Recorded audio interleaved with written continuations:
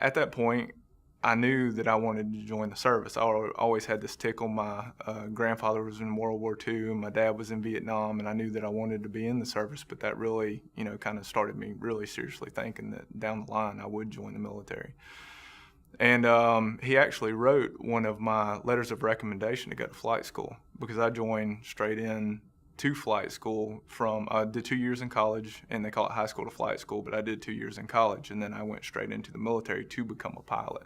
So when I finished basic training, I went straight into Warrant Officer Candidate School, finished that, become an officer, and then within 3 weeks, I'm sitting in a helicopter trying to hover it for the first time. And, he was my scout leader. He had mentored me as a young man and everything, and ended up writing one of my letters of recommendation. And another funny thing about him also is now I'm in the counter-drug unit over here at Dobbins Air Force Base.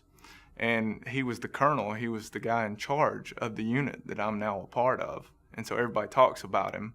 And when I was captured in Iraq, and at the time I was captured in Iraq, he was the leader of the unit that I'm now in. So our lives have kind of just kept crisscrossing, and I think that's one of the greatest things about the Boy Scouts is, people that I've known from back then, whether it's leaders or kids or whatever, we keep crossing each other's lives, and it's amazing where you end up when you have positive influences like that in your life.